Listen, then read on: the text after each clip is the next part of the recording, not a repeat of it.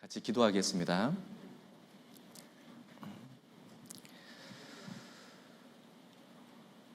거룩하시고 자비로우신 우리의 아버지 하나님, 감사합니다. 저희를 구원해 주시고 늘 능력의 말씀으로 붙들어 주심에 감사합니다. 우리 정읍교회 형제 자매님들 늘 하나님이 함께해 주심으로 힘들고 어려울 때마다 위로해 주시고 또 도와주시기를 원합니다.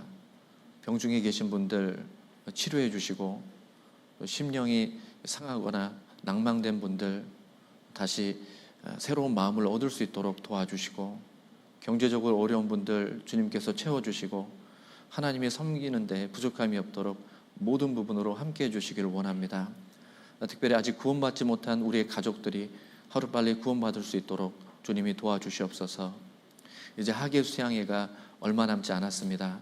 그 하계 수양회로 많은 영혼들이 인도될 수 있도록 도와주시고, 우리의 가족들이 그 가운데서 복음을 깨닫고 함께 기뻐하고 즐거워할 수 있도록 이끌어 주시옵소서. 저희의 마음의 소원을 이루어 주시고 주님이 함께 해주시기를 원합니다.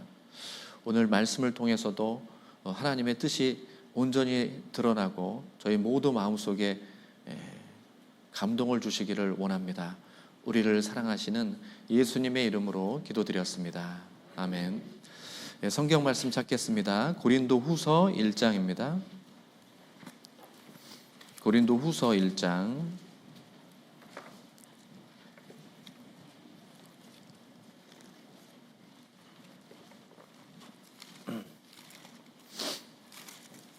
고린도후서 1장 3절 4절 말씀입니다. 이 말씀 여기를 좀 잡아주시면 좋을 것 같습니다. 고린도후서 1장 3절에서 4절 함께 읽겠습니다. 찬송하리로다. 그는 우리 주 예수 그리스도의 하나님이시요 자비의 아버지시요 모든 위로의 하나님이시며 우리의 모든 환난 중에서 우리를 위로하사 우리로 하여금 하나님께 받는 위로로서 모든 환난 중에 있는 자들을 능히 위로하게 하시는 이시로다.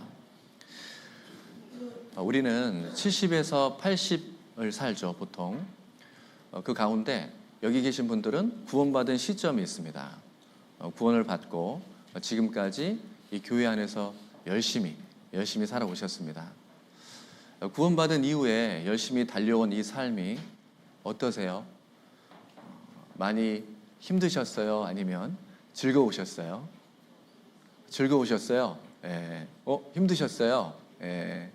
즐겁다고 하신 분도 계시고 이제 힘들다고 하신 분도 계시는데, 우리의 인생이 만약에 좀 길게 한 170에서 180의 인생을 산다면 좀 어떨까요? 더 즐거운 게 많을까요? 아니면 고난이 많을까요? 길게 사는데요. 다들 길게 살고 싶지 않으세요? 믿음의 조상이고 또 구원받은 사람을 예표할 수 있는 아브라함은 175세를 살았습니다. 우리보다 한 2배 정도를 더 사셨죠. 그러면 그 아브라함의 인생은 어땠을까요? 아브라함의 인생, 창세기 12장을 보면 하나님께서 아브라함에게 갈대아 우르를 떠나서 가나안 땅으로 가라라고 하셨습니다. 잘 아시겠지만 아브라함 혼자가 아니고 아브라함과 함께하는 많은 가족들을 데리고 낯선 땅으로 가야 되는 거예요. 결코 쉬운 결정이 아니겠죠. 가족의 운명이 이 아브라함의 선택에 따라 달라지게 됩니다. 얼마나 힘들까요? 근데 그 말씀에 의지해서 순종해서 가나안 땅으로 가게 됐어요. 갔더니 기다리고 있는 건 엄청난 축복과 기쁨이 아니고 심한 기근이었습니다. 하나님 말씀에 순종해서 가봤더니 눈앞에 있는 게 기근인 거예요. 그것도 심한 기근. 그 기근을 피해서 애굽으로 내려가게 됩니다. 근데 문득 아내의 얼굴을 보니까 너무 예쁜 거예요, 아내가. 그래서 목숨의 위협을 느낄 정도로 아내가 아름다운 겁니다.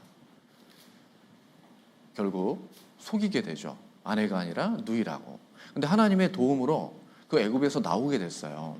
나올 때 재물도 같이 나오게 됩니다. 재물을 같이 갖고 나왔어요. 문제는 이 재물 때문에 사랑하는 조카 롯과 헤어지게 돼요. 그리고 원치 않은 전쟁에도 휘말리게 됩니다. 근데 이 아브라함에게 그 어떤 것보다 힘들게 했던 것, 마음을 아프게 했던 것이 한 가지가 있어요. 그게 뭐냐면 후손이 없는 거예요. 자식이 없는 겁니다. 여호와여, 내게 무엇을 주려 하나이까? 나는 무자하오니 나의 상속자는 이 다메섹 엘리에셀이니이다. 자기 종이 자기 후사가 될 겁니다. 저는 무자, 자식이 없습니다. 자식이 없으므로 힘들어했었어요. 그래서 하나님이 자식을 주게 되는데 본인의 의지로, 하나님의 뜻이 아니라 본인의 방법으로 86세에 하가를 취해서 이스마엘을 낳게 됩니다. 이제 자식이 생겼어요. 행복했을까요? 아니에요. 가정에 불화가 생깁니다. 본처와 이 종 사이에 불화가 생겼어요. 그러면 본처인 사라에게 자식이 생기면 이제 모든 게 해결이 될까? 드디어 하나님이 아브라함 100세 때 이삭이라는 아주 멋진 독자, 하나밖에 없는 아들을 주셨어요. 그랬더니 무엇이 생기냐? 우리 이건 찾아보겠습니다. 창세기 21장입니다. 창세기 21장.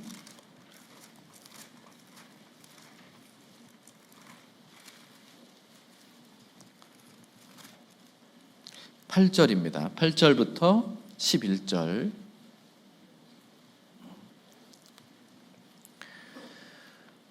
아이가 자라매 젖을 떼고 이삭의 젖을 떼는 날에 아브라함이 대연을 배설하였더라. 사라가 본즉 아브라함의 아들 애굽 여인 하갈의 소생이 이삭을 희롱하는지라. 그가 아브라함에게 이르되 이 여종과 그 아들을 내어 쫓으라. 이 종의 아들은 내 아들 이삭과 함께 기업을 얻지 못하리라 하매. 11절은 같이 읽겠습니다. 아브라함이 그 아들을 위하여 그 일이 깊이 근심이 되었더니. 깊은 근심이 되었다.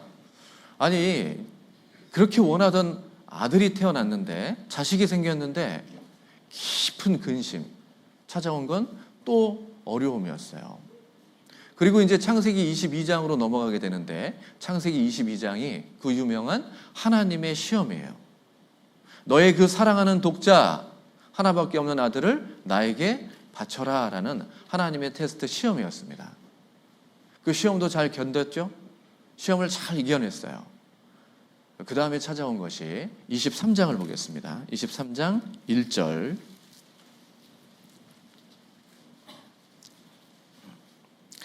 사라가 127세를 살았으니 이것이 곧 사라의 향년이라. 사라가 가나안 땅 헤브론 곧 기랏 야르바에서 죽음에 아브라함이 들어가서 사라를 위하여 슬퍼하며 애통하다가, 보시면 너무나도 사랑하는 아내의 죽음이었어요. 그리고 25장을 보겠습니다. 25장 7절 8절. 아브라함의 향년이 175세라. 그가 수가 높고 나이 많아 기운이 진하여 죽어 자기 열조에게로 돌아가매. 175세에 이제 아브라함이 죽음을 맞이하게 됩니다. 175세 금방 가죠. 금방 우리가 175세를 같이 얘기를 나눴습니다. 근데 175세의 아브라함의 인생이 어땠느냐? 사실 7, 80일 사는 우리의 인생하고 차이가 없어요. 똑같습니다. 고난의 인생 길이었어요. 가나안 땅으로 가라. 그것처럼 우리의 삶의 터전, 직장의 이직, 이런 부분들이 늘 어려움으로 다가오잖아요.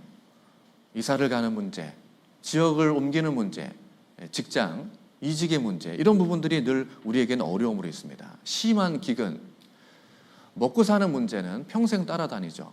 먹고 사는 문제 때문에 때로는 너무 어려워서 가난으로 힘들 때가 있고, 또 부유하면 부유한 대로 또 어려움이 있습니다. 그리고 아내 사라의 외모가 좋아서 많은 유혹을 받는 사람도 있고, 그렇지 못해서 불이익을 당하는 사람도 있죠. 외모 때문에 걱정하고 외모 때문에 고민하는 사람들이 많습니다. 그리고 자식에 대한 어려움. 우리나라에 불임인 분도 많이 계시죠. 자식을 원하지만 자식이 없는 경우가 있어요. 많이 힘들어합니다. 자식을 간절하게 원하는데 자식이 안 생기는 거예요.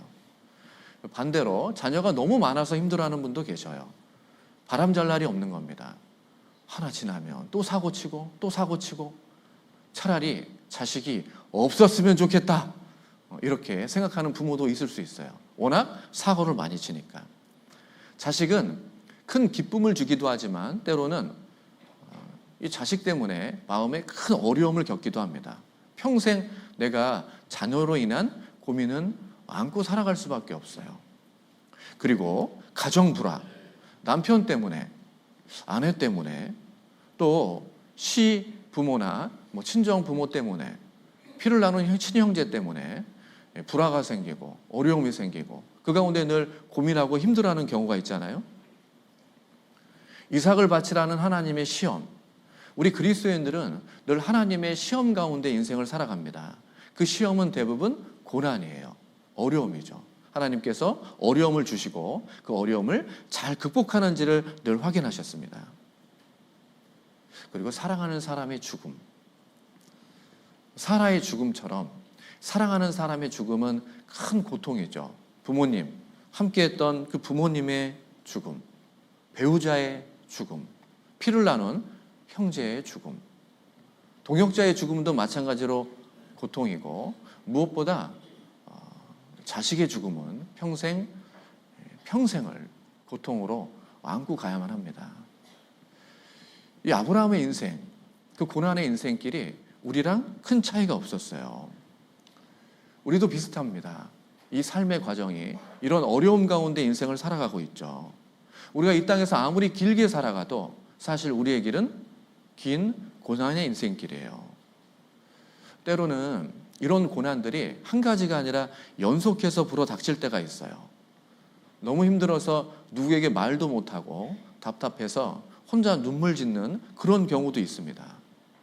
매일 기도는 해보지만 별로 상황은 달라지지 않는 것 같고 한숨만 늘어나고 그러한 자신의 모습과 마주했을 때 너무 슬퍼질 때가 있죠.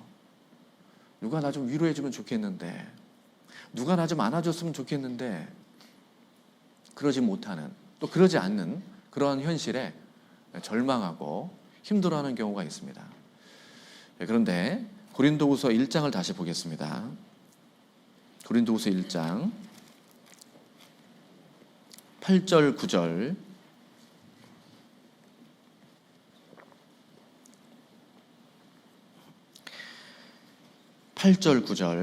형제들아 우리가 아시아에서 당한 환난을 너희가 알지 못하기를 원치 아니하노니 힘에 지나도록 심한 고생을 받아 살 소망까지 끊어지고 우리 마음에 사형 선고를 받은 줄을 알았으니 이는 우리로 자기를 의뢰하지 말고 오직 죽은 자를 다시 살리시는 하나님만 의뢰하게 하심이라.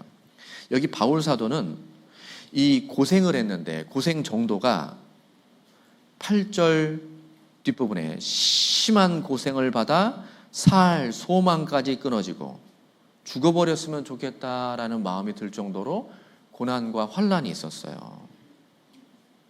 우리 마음에 9절에 우리 마음에 사형 선고를 받은 줄을 알았으니 마음이 사형 선고 받을 정도로 그렇게 큰 고통이 있었습니다.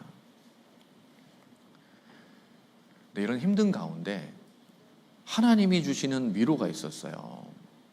이 바울 사도는 하나님의 위로를 받게 됩니다. 그래서 이렇게 표현을 해요. 3절을 보겠습니다. 찬송하리로다.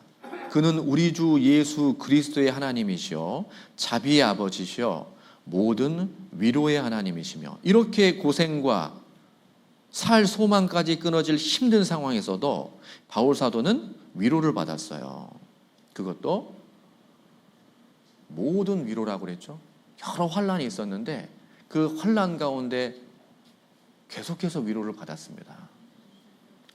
그 위로는 사전적인 의미로 괴로움을 덜어주거나 슬픔을 달래줌, 절망적인 자에게 힘을 주고 격려를 주는 것이 바로 위로예요. 여기 계신 분들은 얼굴이 다 다르고 성격도 다르죠. 그리고 현재 겪고 있는 환경도 달라요. 그러니까 겪고 있는 어려움도 다를 수밖에 없습니다. 가정 때문에, 건강 때문에, 혹은 신앙 때문에 여러 가지로 현재 겪고 있는 어려움이 다를 수 있죠. 그런데 하나님은 모든 위로의 하나님이라고 있기 때문에 그 어떤 상황에서도 우리를 위로해 줄 수 있는 분이에요. 4절을 보겠습니다. 4절. 우리의 모든 환난 중에서 우리를 위로하사 우리로 하여금 하나님께 받는 위로로서 모든 환난 중에 있는 자들을 능히 위로하게 하시는 이시로다. 우리의 모든 환난 중에서 우리를 위로하사 모든 환난, 모든 어려움 가운데서 주님께서 위로해 주시겠다고 하셨어요. 그런데 다른 분들을 위로해 보신 분들은 아시죠? 위로한다는 게 절대 쉬운 게 아닙니다. 어려워요. 잘못 위로하면 위로가 아니라 조롱이 될 수도 있어요. 잠언 25장을 보겠습니다. 잠언 25장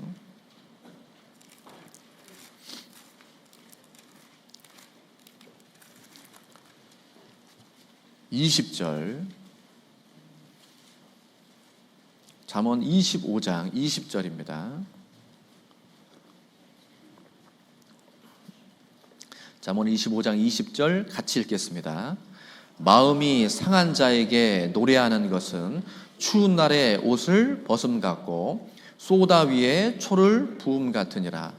추운 날에 옷 벗는 게 좋습니까? 나쁘습니까?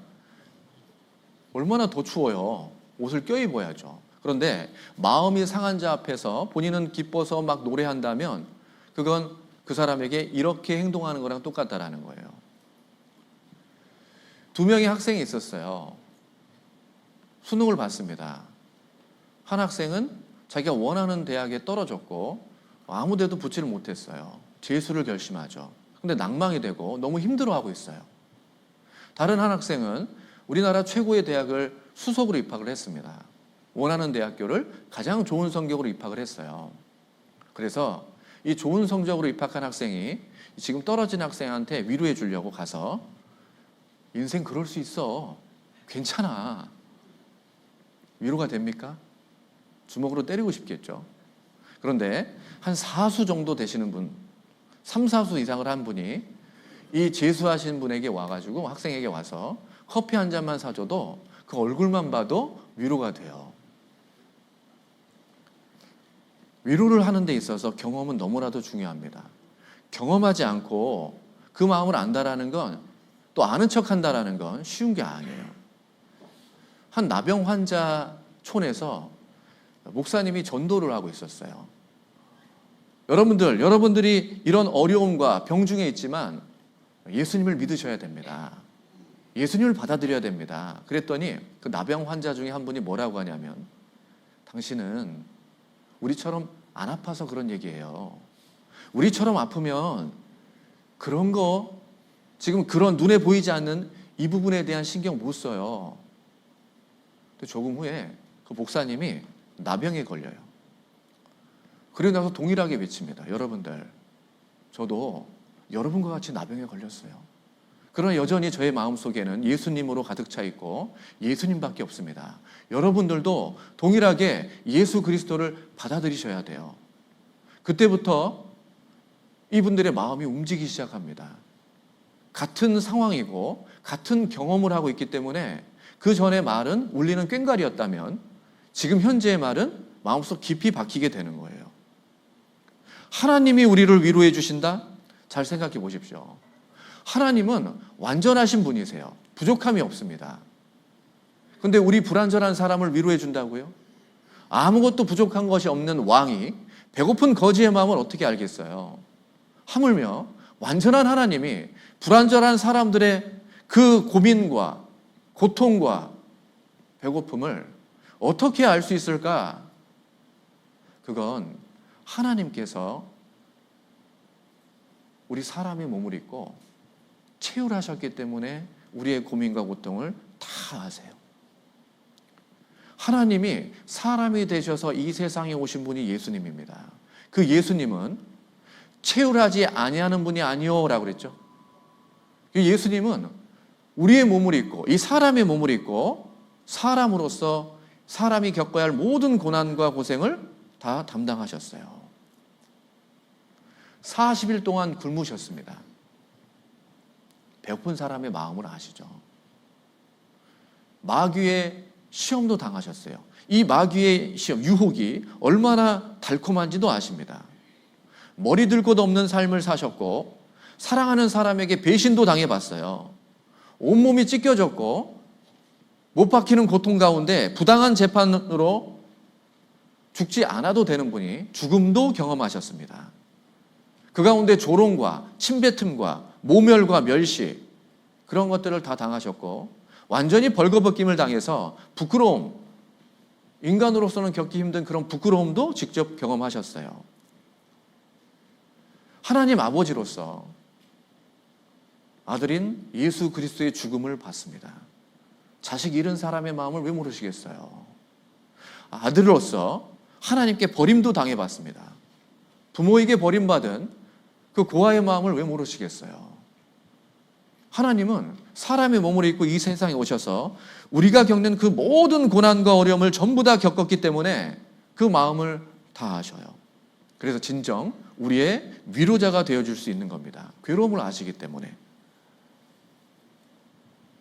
그 하나님께서 우리가 고난이 많으면 많을수록 더 많은 위로를 주세요. 고린도 후서 1장을 다시 보겠습니다. 5절.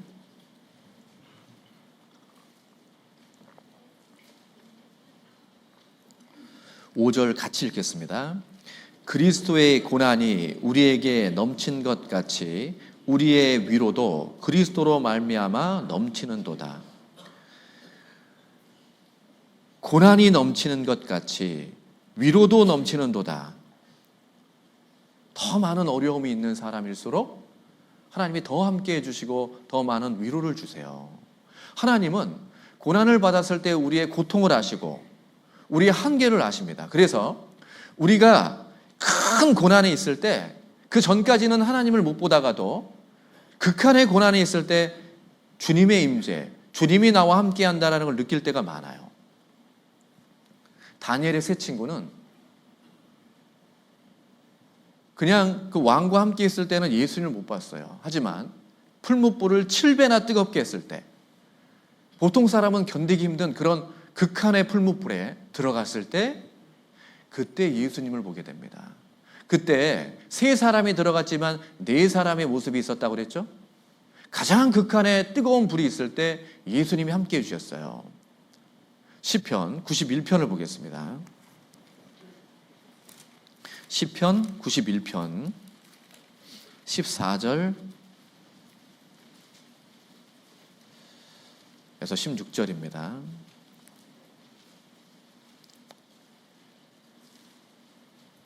시편 91편 14절에서 16절. 하나님이 가라사대 저가 나를 사랑한즉 내가 저를 건지리라. 저가 내 이름을 안즉 내가 저를 높이리라. 저가 내게 간구하리니 내가 응답하리라.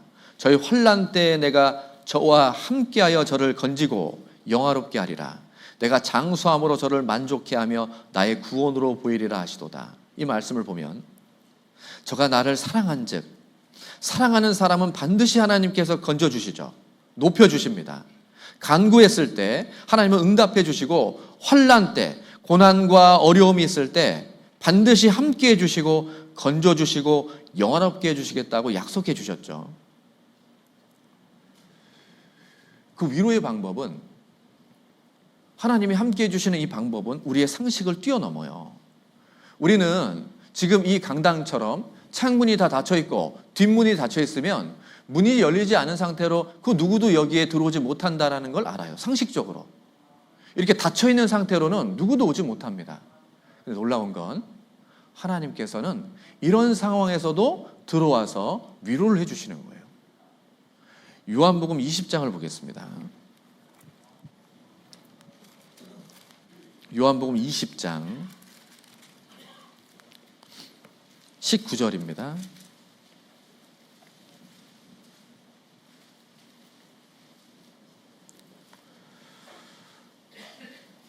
요한복음 20장 19절. 이튿날 곧 안식 후 첫날 저녁 때 제자들이 유대인들을 두려워하여 모인 곳에 문들을 닫았더니 예수께서 오사 가운데 서서 가라사대 너희에게 평강이 있을지어다.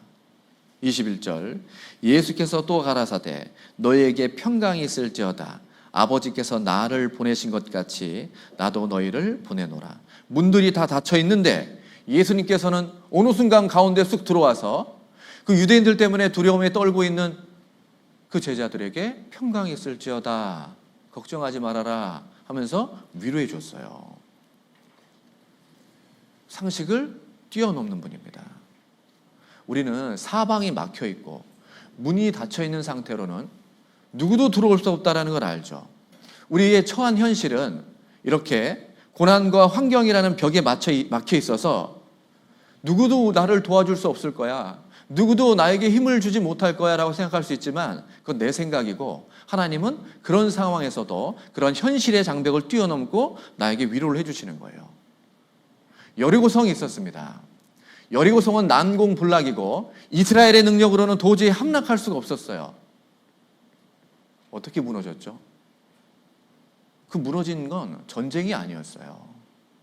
하루에 한 바퀴씩 6일, 마지막 7일째 7바퀴를 돌고 나팔을 불고 외쳤을 때 여리고성이 무너졌습니다.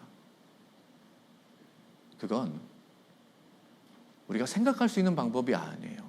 하나님의 방법이고, 이 이스라엘 사람들은 피 한 방울 흘리지 않고 여리고성을 점령할 수 있었어요. 다니엘을 사자굴에 던져버렸습니다. 그럼 어떻게 해야 되죠? 우리가 알기로는 저 배고픈 사자들, 굶은 사자들이 이 다니엘을 잡아먹는 게 상식이잖아요.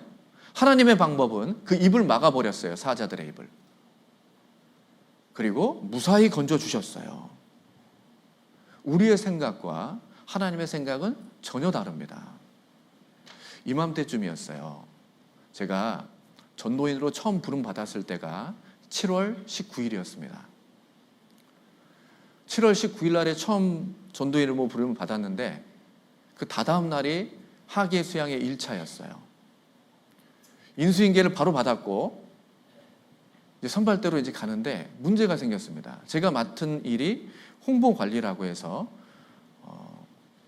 몇몇 목사님들 그리고 여러분들에게 전화를 해야 되는 부분이 있었어요. 내일 아침에 버스를 통해서 전도인들이 다 공주 수양관으로 가는 겁니다. 저는 들어온 지 며칠 안 됐어요. 근데 핸드폰이 밤 10시에 작동이 안 되는 거예요. 제 핸드폰이. 전화를 해야 되는데, 전화 통화를 받아야 되는데 핸드폰이 계속해서 로딩만 되고 켜지지가 않는 겁니다. 괜찮겠지? 괜찮겠지? 다시 껐다 켜고 다시 어떻게 해봐도 안 되는 거예요. 당장 내일 아침에 가야 되는데 지금 핸드폰 가게는 열지도 않았고 급한 마음으로 중고 나라라는 그런 사이트가 있잖아요. 그래서 거기에서 핸드폰을 중고로 파는 그 사람들을 보니까 어마어마하게 많은 거예요. 그래서 지금 밤 10시가 넘었지만 지금 이 핸드폰을 줄 수 있는 분을 있을까? 그래서 이제 거기에 나와 있는 핸드폰 번호로 전화를 했습니다. 여보세요? 어떤 남성분이 받으시더라고요. 예, 제가 핸드폰이 중고로 갑자기 필요한데 좀 와줄 수 있을까요? 거기 그분 지역이 이렇게 안산, 안양 이런 쪽을 이렇게 가능하다 그래가지고 전화를 드렸어요. 예, 어디십니까? 이렇게 얘기하시더라고요. 아, 여기 안양에 있는 서울중앙교회라고 합니다.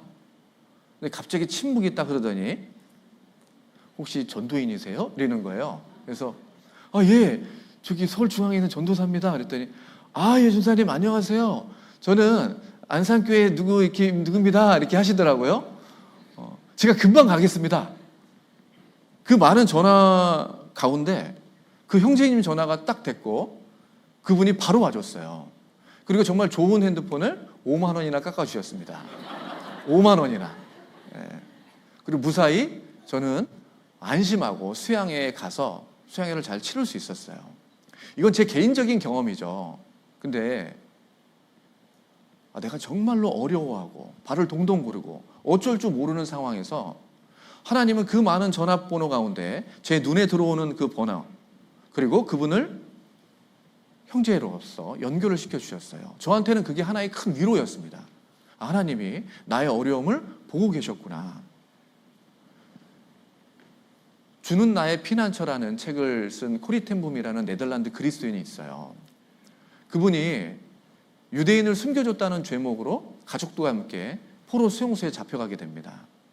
근데 성경책을 갖고 들어갔는데 복음을 전할 수가 없었어요. 왜 복음을 전할 수 없었느냐? 간수들이 너무 많은 거예요. 그러다가 전쟁 상황에 의해서 계속 수용소를 옮겨 다니게 됩니다. 근데 어디로 옮겨지게 됐냐면 닭장 같은 곳이고 지푸라기가 많고 벼룩이 너무 많은 거예요.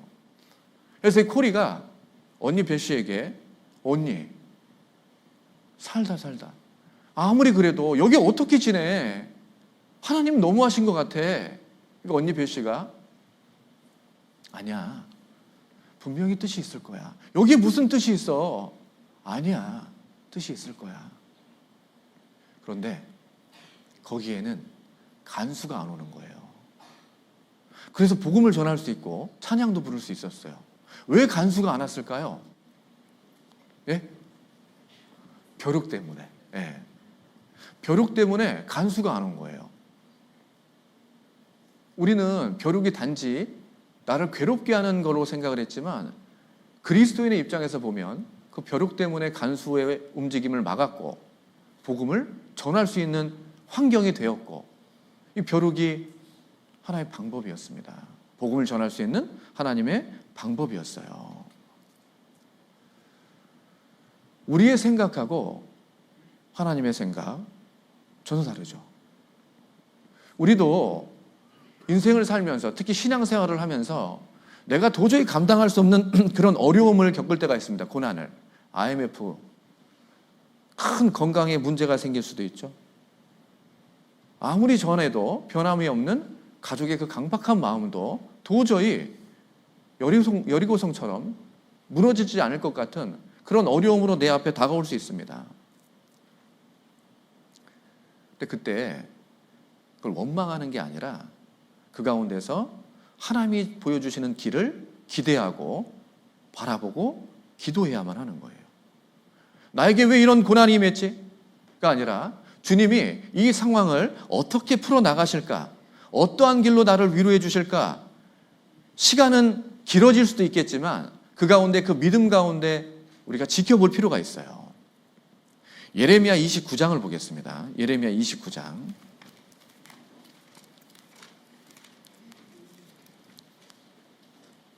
7절.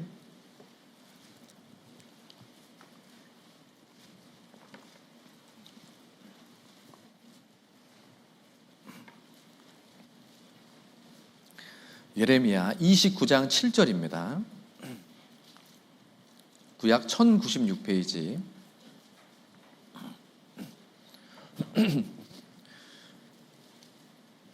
같이 읽겠습니다. 너희는 내가 사로잡혀 가게 한 그 성읍의 평안하기를 힘쓰고 위하여 여호와께 기도하라. 이는 그 성이 평안함으로 너희도 평안할 것임이니라. 바벨론의 포로로 사로잡혀간 사람들, 그들에게 그곳에서 평안이 있기를 기도하라고 하나님이 하셨어요. 그 성도 평안하고 너희도 평안하게 있을 수 있기를 기도해라. 분명 현실은 전쟁 포로죠. 얼마나 끔찍한 일을 당할까, 그럴 수 있는 염려가 있는 상황이잖아요. 그럼에도 불구하고 하나님은 여기서 평안이 있을 수 있도록 기도하라라고 했습니다. 그리고 하나님께서 준비해 주신 방법은 이스라엘 사람이 아니라 이방인인 고레스 왕을 통해서 70년 만에 다시 귀환시켜주는 방법이었어요.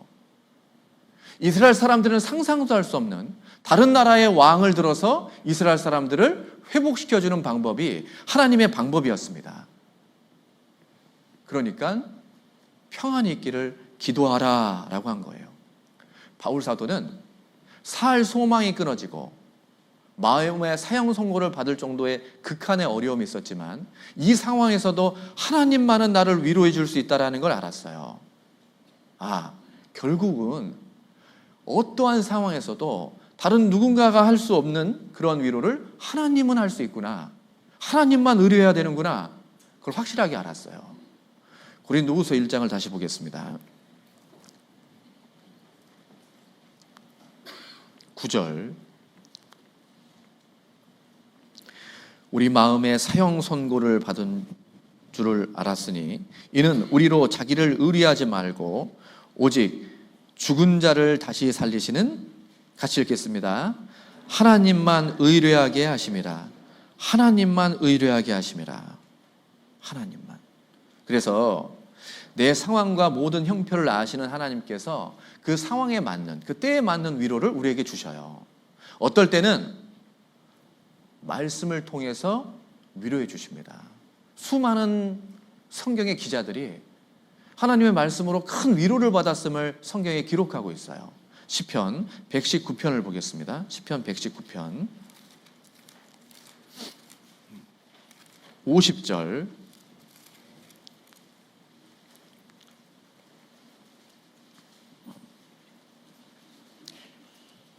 시편 119편 50절입니다.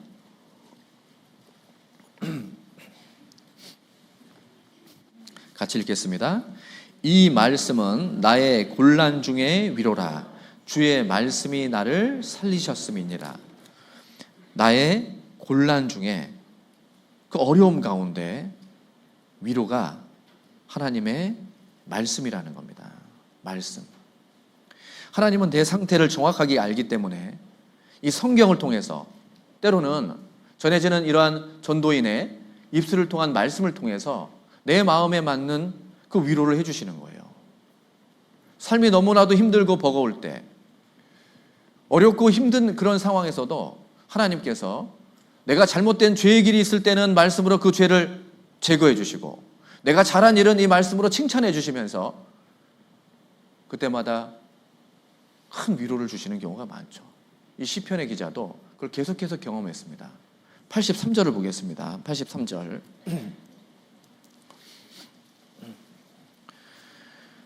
내가 연기 중에 가죽병같이 되었으나 오히려 주의 율례를 잊지 아니하나이다.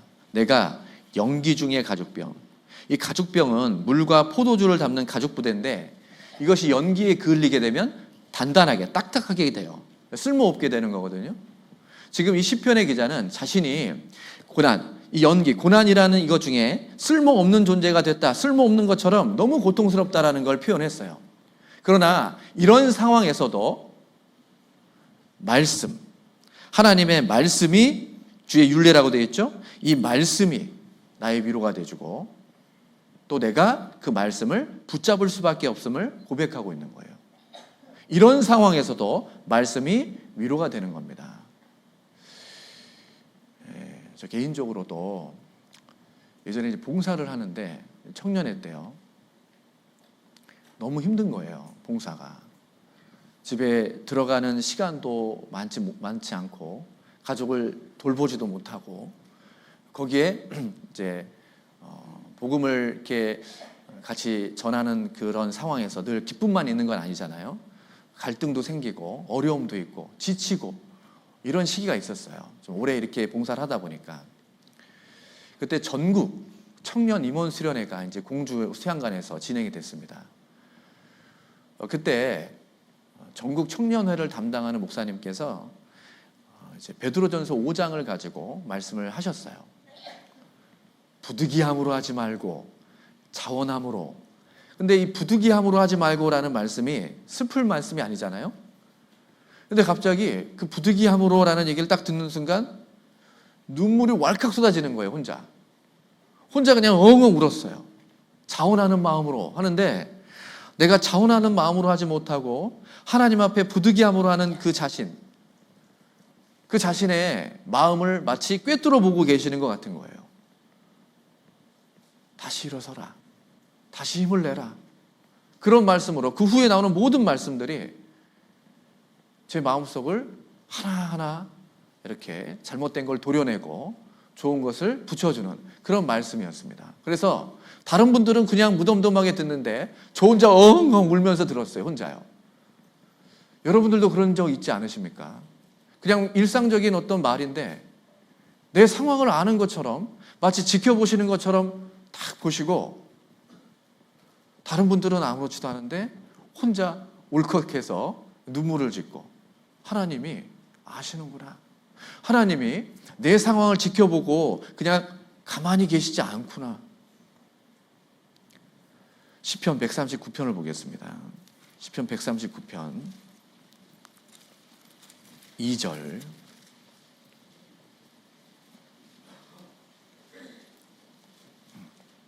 시편 139편 2절 말씀 같이 읽겠습니다.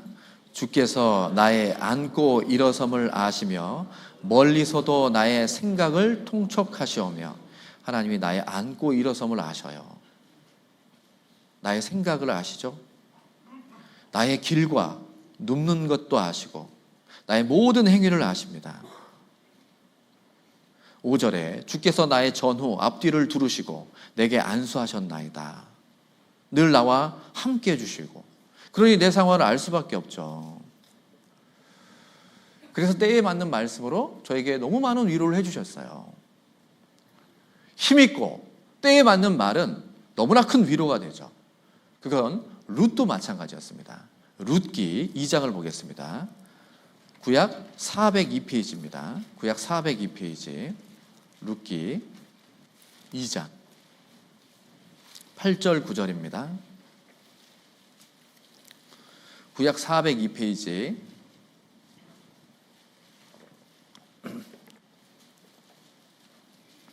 룻기 2장 8절 9절. 보아스가 룻에게 이르되 내 딸아 들으라.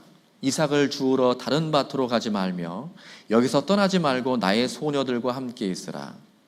그들의 베는 밭을 보고 그들을 따르라. 내가 그 소년들에게 명하여 너를 건드리지 말라 하였느니라.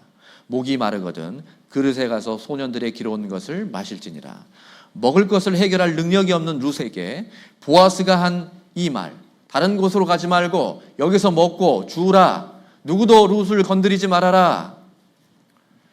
룻의 말은 보아스의 말은 힘이 있었죠. 그 하인들은 이 보아스의 말에 따라야만 했고 누구도 건드리지 못했고, 룻이 물을 달라고 하면 물을 줬어요. 그 말을 들은 룻이 이렇게 얘기를 하죠. 13절. 룻이 가로되 내 주여 내가 당신께 은혜 입기를 원하나이다.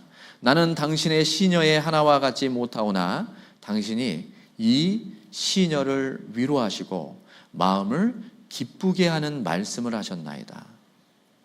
마음을 기쁘게 하는 말씀을 통해서 이 룻이 위로를 받게 돼요. 능력 있는, 힘 있는 사람이 그 사람의 상황을 살피고 위로가 되는 말을 해줬다면 모든 능력이 되시고 모든 것을 하실 수 있는 하나님께서 우리에게 그 상황에 맞는 말씀을 해주셨을 때, 또 그대로 행하셨을 때 얼마나 큰 위로가 되겠습니까? 하나님은 단지 말씀으로만이 아니라 실제적인 경험을 통해서 우리에게 위로를 해주시죠. 사무엘상 17장을 보겠습니다. 사무엘상 17장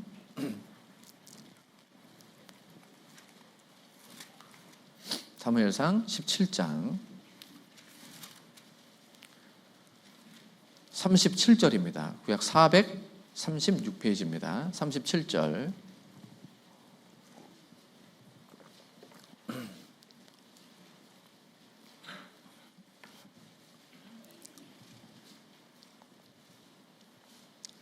또 가로되 여호와께서 나를 사자의 발톱과 곰의 발톱에서 건져내셨은즉 나를 이 블레셋 사람의 손에서도 건져내시리이다. 사울이 다윗에게 이르되 가라. 여호와께서 너와 함께 계시기를 원하노라. 다윗은 하나님에 의해 무서운 사자와 곰으로부터 건짐받는 경험을 했죠. 그래서 하나님이 늘 자신과 함께하고 있음을 알았어요. 이 블레셋의 거인인 골리앗과의 전투에서도 내가 이 곤과 사자에서 건짐받은 경험과 체험이 있기 때문에 기꺼이 이 사람, 거인이라고 하지만 이 골리앗으로부터 건짐받을 수 있다라는 그 믿음이 있었습니다. 돌 하나로 이 골리앗을 이기잖아요. 딱 돌 하나로. 5개를 준비했지만 단 하나로 골리앗을 물리치게 됩니다. 그건 하나님이 함께 해주셨다라는 뜻이거든요. 하나님이 함께 해주셔야만 돌 하나로 그 거인을 정확하게 급소에 맞춰서 죽일 수가 있죠. 다윗은 그러한 경험과 체험 속에서 하나님의 임재를 느끼고 있었어요. 5만 번의 기도 응답, 조지 뮬러는 늘 그 기도 응답에 대한 체험을 했습니다. 등록금이 이만큼 부족했어요. 20만 원이. 하나님께 기도를 했습니다. 누구한테 요청하지 않았어요. 놀랍게도 딱 그 돈 정도 벌 수 있는 일이 생겨서 딱 그 돈만 벌게 돼요. 본인이 할 수 있는 일이 아닌데 딱 그 기회가 본인에게 주어지게 되고 딱 그 돈만큼이 되는 겁니다. 아이들을 양육할 때도 마찬가지였어요. 수천 명의 아이들을 양육하는데 단 한 번도 누구에게 도움을 요청한 적이 없었습니다.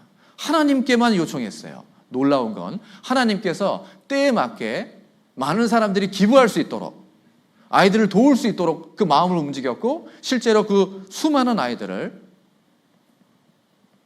하나님의 도움으로만 양육했습니다.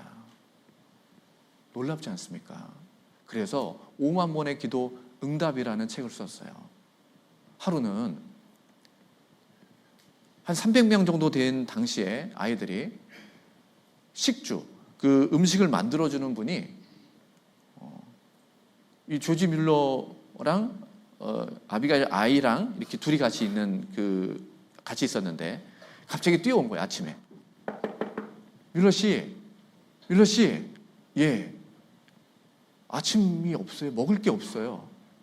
300명이나 되는 아이들인데 먹일 게 없습니다. 그래요? 아비가일, 우리 하나님께서 우리에게 어떻게 아침을 먹이는지 같이 보자.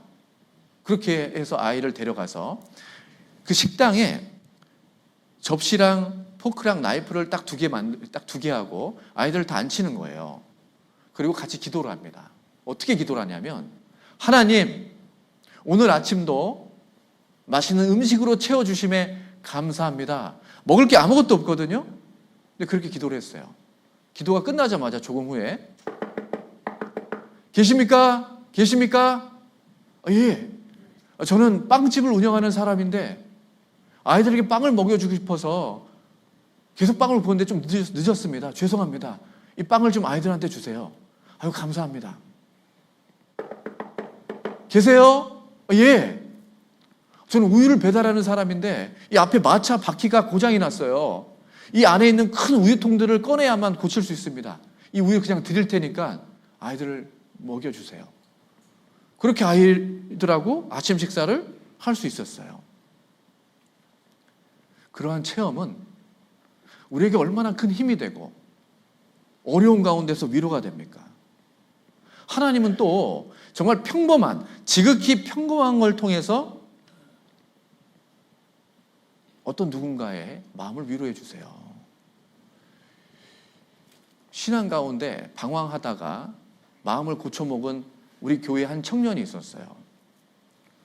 그런데 그 청년의 모두회 같은 거 있잖아요. 청년들이 연극도 하고 찬양도 하고 그런 모두회를 하는 자리에 처음으로 이제 오게 됩니다. 뒤에 딱 앉아 있었어요. 근데 이제 마지막에 피날레가 연극인데 그 연극이 너무 어설픈 거예요.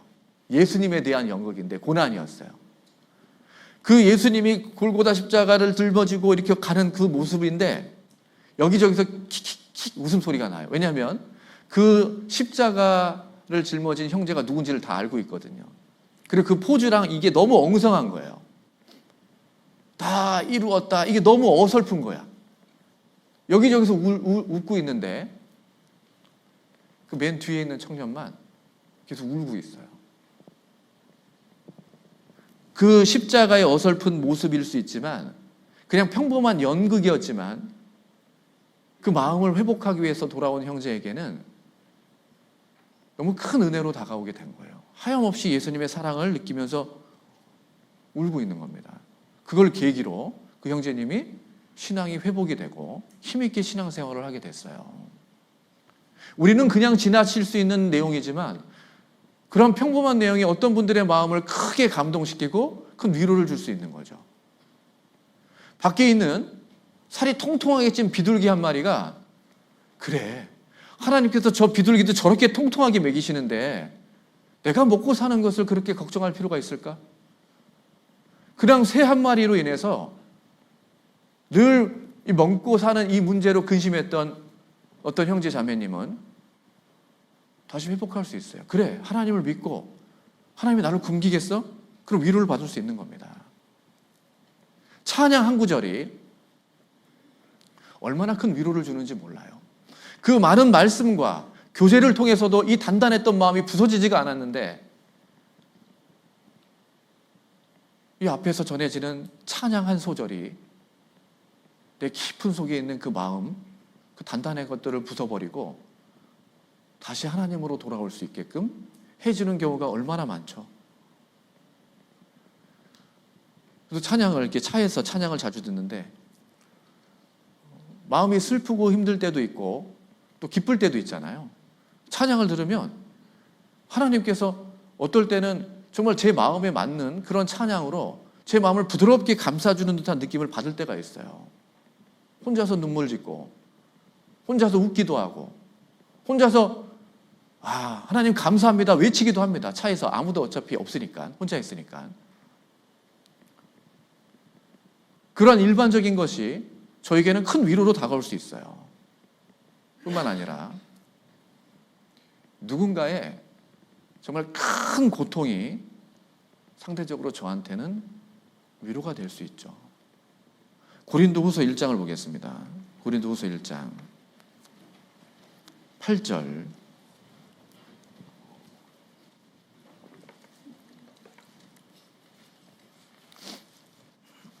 고린도후서 1장 8절입니다. 형제들아, 우리가 아시아에서 당한 환난을 너희가 알지 못하기를 원치 아니하노니 우리가 당한 이 심한 고생, 살 소망까지 끊어지고 마음의 사형 선고를 받은 이 어마어마한 고생과 환난을 고린도 성도들 너희가 알기를 원한다라고 했어요. 이 바울 사도 일행이 겪는 큰 고난이 얼마나 큰지를 알았을 때 고린도 교회 성도들은 우리가 겪는 고난은 아무것도 아니구나. 건강하지 못한 자녀를 보면, 어떤 분의 건강하지 못한 자녀를 보면 비록 내 자녀가 똑똑하지는 못해도 말썽꾸러기여도 건강한 모습만으로도 위로가 될 때가 있잖아요. 자식을 땅에 묻는 그 부모를 보면 내 자식이 비록 장애가 있고 많은 어려움이 있다 하더라도 그 부모에 비해서는 그래도 살아있고 내가 만질 수 있음에 위로가 되잖아요. 제가 군 생활하다가 국군 수도 통합병원에서 몇 개월 입원한 적이 있었습니다. 부상을 당해서. 근데 거기 가니까 이렇게 많은 사람들이 아픈 줄 몰랐어요. 저는 군인들이 그렇게 많이 부상을 당하는지 몰랐습니다. 이 머리에 그 허치기스 같은 거 있잖아요. 이런 것들을 선으로 이렇게 박는 분도 많았고, 다리나 팔이 절단된 분도 많았고요. 뭐 허리 디스크나 이런 뭐 골절 이런 분은 너무 많아요.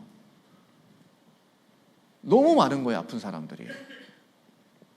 근데 그렇게 많이 아프지만 우리가 위로받을 때가 있어요. 언제 위로받냐면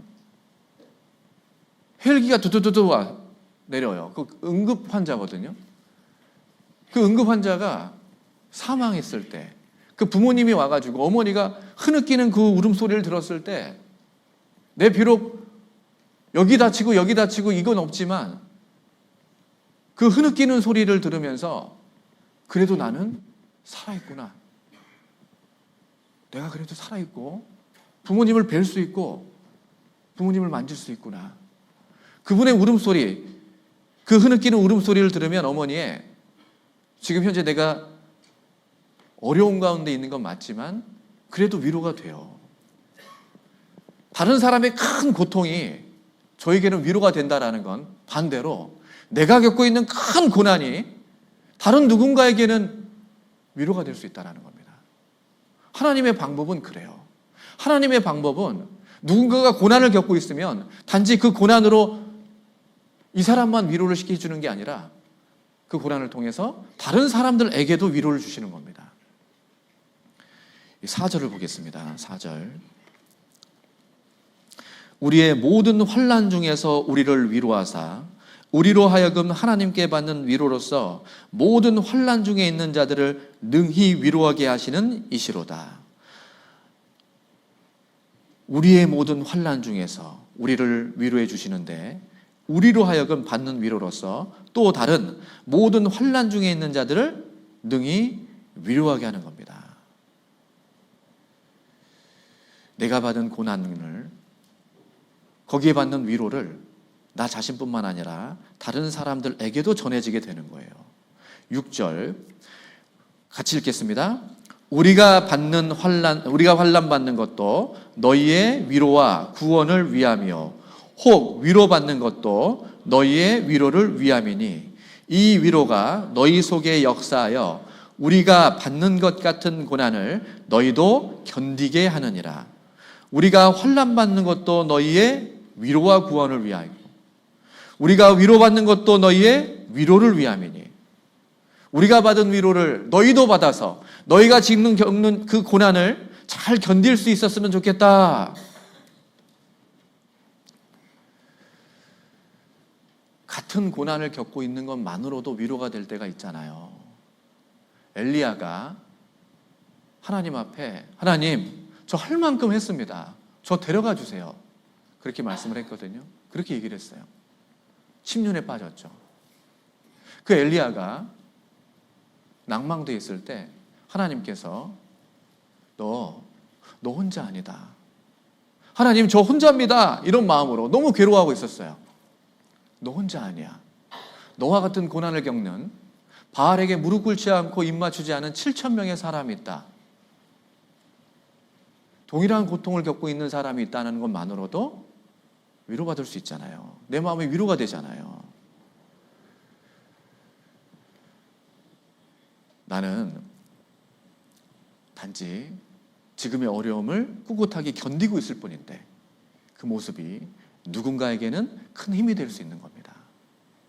비슷한 상황에 있는 누군가에게는 위로가 될 수 있어요. 그래서 어떤 분이 자신의 고난과 어려움을 간증했을 때 반대쪽에서 그걸 듣고 있는 형제 자매가 나도 저 어려움을 겪고 있는데 나만 겪는 게 아니구나. 나도 저 문제 때문에 고민하고 있었는데 그 간증만으로도 나에게 큰 힘이 되는 거예요. 이분은 단지 자기의 어려움, 그거에 대한 얘기를 했을 뿐인데 그 어려움을 듣는 누군가에게는 큰 위로가 되고 힘이 될 수 있는 겁니다.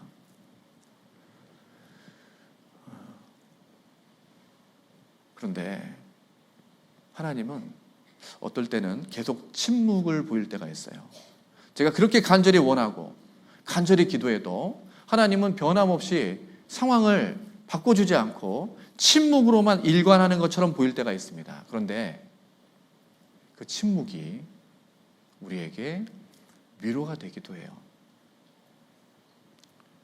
침묵이 위로가 된다는 것을 하나님이 직접 보여주셨어요. 예수님이 고통 가운데 부르짖었습니다. 하나님은 침묵하셨어요. 그래서 누가 위로를 받았을까요? 우리가 위로를 받았잖아요. 여러분이, 제가 하나님의 침묵으로 인해서 우리가 위로를 받았어요. 우리의 가족이 위로를 받았죠. 때로는 내 고난을 그냥 두실 때가 있습니다. 현실은 힘들죠.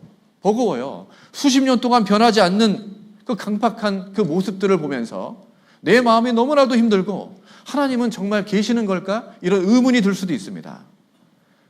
이 빚만 좀 사라졌으면 좋겠는데, 이 빚만, 이 자식만 좀 돌아왔으면 좋겠는데, 내 허리만 좀 안 아팠으면 좋겠는데, 무릎만 좀 괜찮았으면 좋겠는데,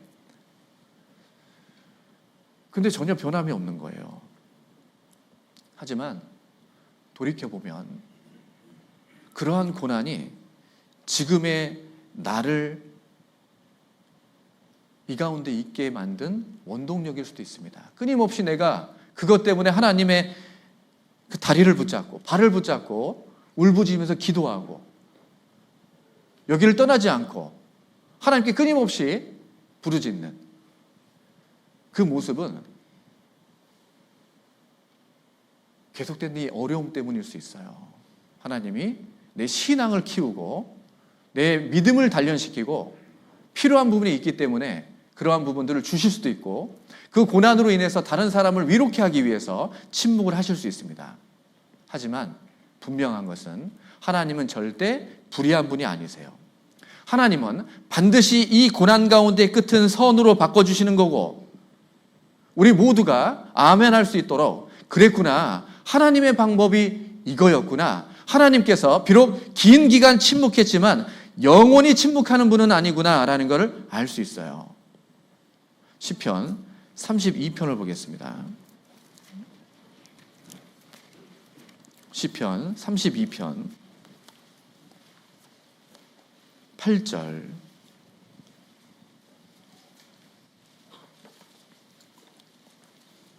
시편 32편 8절입니다.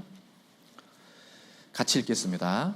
내가 너의 갈 길을 가르쳐 보이고 너를 주목하여 훈계하리로다.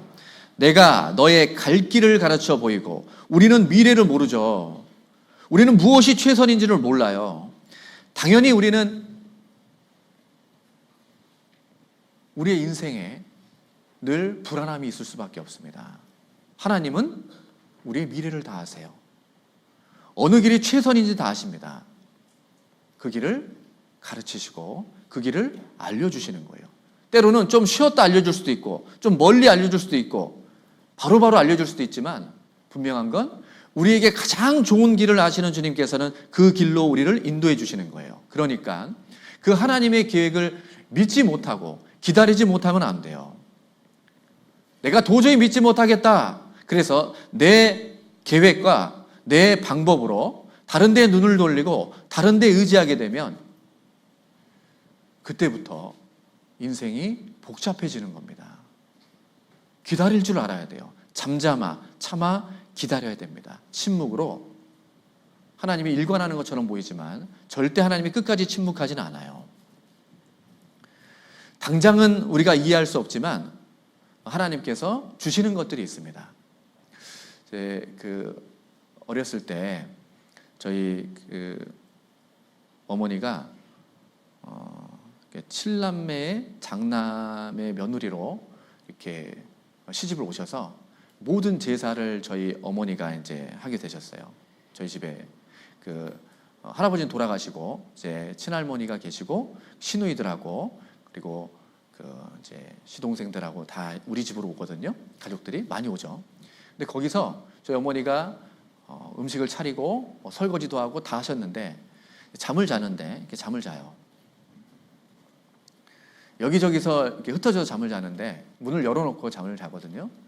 근데 제가 이제 어렸을 때니까 제가 잠을 자는 줄 알고 저희 친할머니랑 시누이 두 분이서 수닥수닥 무슨 얘기를 하시는 거예요. 저희 어머니 욕을 하고 있어요. 그걸 제가 듣고 있었어요. 가만히 생각해 봤어요. 아니 우리 엄마가 왜 욕을 먹어야 돼? 아니 우리 엄마는 청소 다 하고 설거지 다 하고 음식 다 하고 자기들은 놀기만 하고 우리 엄마가 왜 욕을 먹어야 돼? 화가 나는 거예요. 저희 어머니는 모르실 거예요.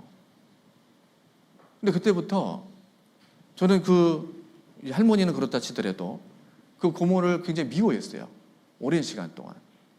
그러면서 한편으로는 저는 저희 어머니가 너무 불쌍한 거예요. 내가 우리 어머니 마음에 상처를 주면 안 되겠다. 이 고생하고 힘들어하는 어머니 마음에 상처 주면 안 되겠다. 더 열심히 살고 바르게 살아야겠다. 이런 마음이 들었습니다. 어머니는 모르실 거예요. 어머니는 고생만 했죠. 그 가운데 힘든 부분이 있었어요. 욕도 먹었죠. 그런데 자식의 마음이 그런 일 가운데, 상황 가운데 어머니를 사랑하는 쪽으로 더 바뀌었다라는 걸 어머니는 모르세요. 우리 인생이 그럴 수 있죠. 우리는 모를 수 있어요. 내가 고생과 고통 가운데 있지만 이 모습을 통해서 내 자식이 어머니와 같은 신앙을 가져야겠다. 어머니를 위해서라도 내가 바르게 살아야겠다. 이런 마음을 품고 있는지 우리가 어떻게 합니까? 하나님이 그래서 그러한 고난을 그냥 두고 계신지 우리가 어떻게 알아요? 분명한 건 하나님은 모든 상황을 알기 때문에 이 모든 상황에서 우리에게 가장 좋은 위로를 주셔요. 뿐만 아니라 이 주님이 주시는 위로는 죽음 앞에서 절대적입니다. 죽음이 왔을 때 전도인들은 이 죽음 앞에 있는 분들을 정말 자주 볼 수밖에 없어요. 만날 수밖에 없거든요. 호스피스 병동에서 이제 내일 3일을 넘기기 어렵습니다라는 분 앞에 갔을 때 제가 무슨 얘기를 해야 되죠? 제가 할 얘기는 어르신 천국 가셔야 됩니다. 어르신 위해서 어르신의 그 죄 때문에 돌아가신 분이 계십니다. 자식들이, 가족들이 오직 이것만 바라고 있습니다. 예수 그리스도, 그분의 죽으심, 그리고 부활하심. 예수님 외에는 무슨 얘기를 하겠어요? 예수님이 어르신을 다시 부활시켜 줄 수 있는 유일한 분이라는 거. 그 위로의 말씀이잖아요. 그 외에는 다른 말 할 게 없습니다. 이 말씀만큼, 복음만큼 위로가 되는 게 없어요. 죽음을 피할 수 없는 강도, 예수님 좌우편에 있는 강도 중에 한 강도는 이제 죽을 수밖에 없어요. 이 십자가에 있는 강도에게 가장 큰 위로가 되는 건 뭘까요?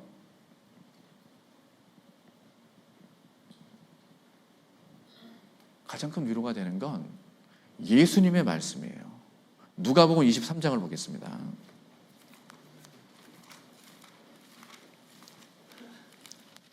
(43절)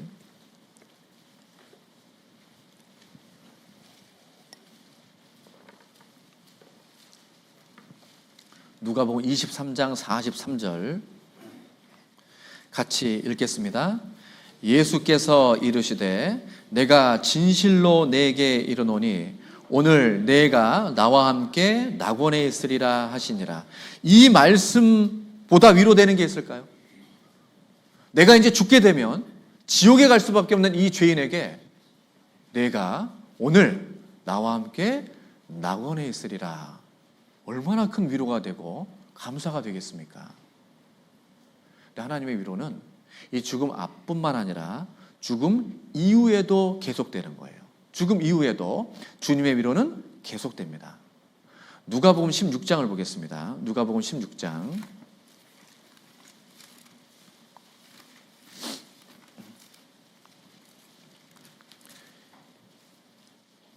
25절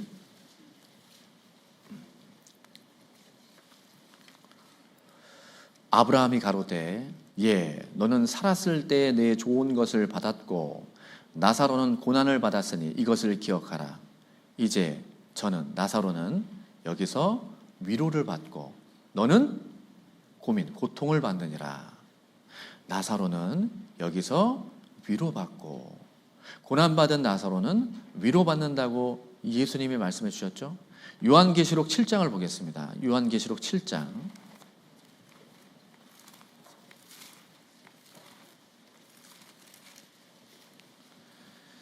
17절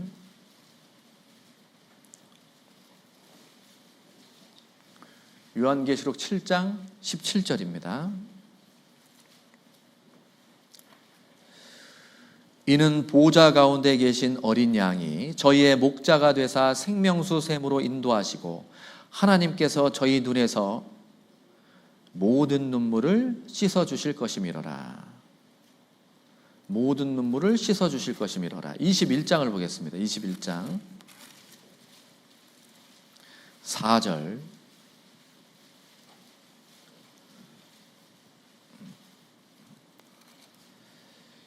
모든 눈물을 그 눈에서 씻기심에 모든 눈물.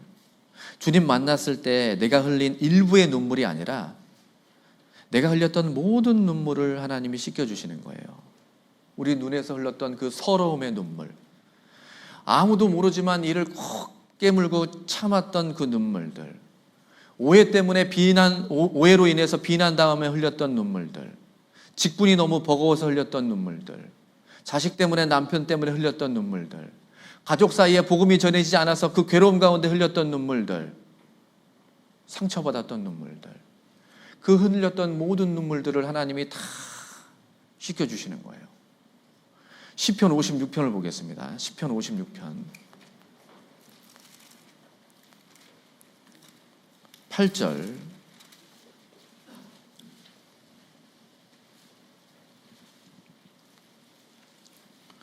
시편 56편 8절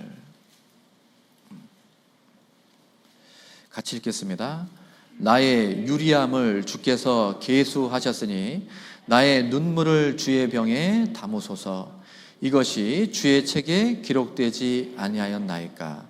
나의 눈물을 주의 병에 담으소서. 주님이 내가 흘렸던 그 주님을 위해 흘렸던 모든 눈물들 한 방울도 떨어지지 않게 다 담아두셔요. 이게 너무 귀한 눈물인 거예요.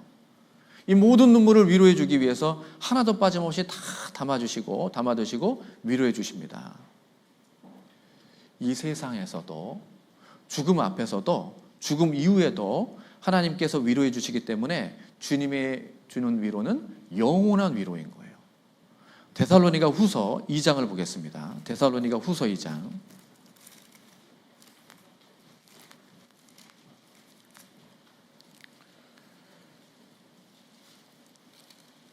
데살로니가 후서 2장 16절 17절 데살로니가 후서 2장 16절 17절 말씀 같이 읽겠습니다. 우리 주 예수 그리스도와 우리를 사랑하시고 영원한 위로와 좋은 소망을 은혜로 주신 하나님 우리 아버지께서 너희 마음을 위로하시고 모든 선한 일과 말에 굳게 하시기를 원하노라. 영원한 위로와 좋은 소망을 은혜로 주신 우리 하나님 아버지께서 라고 했죠.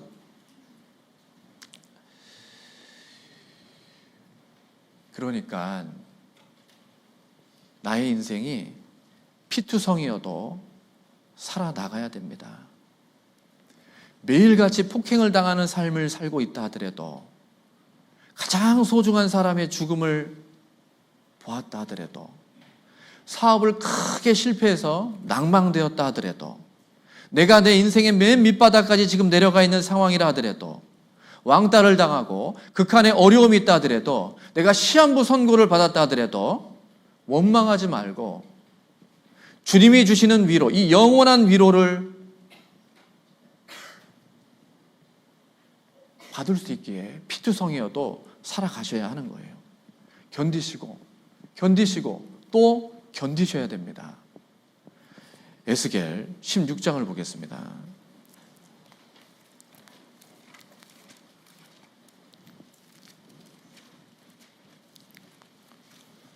6절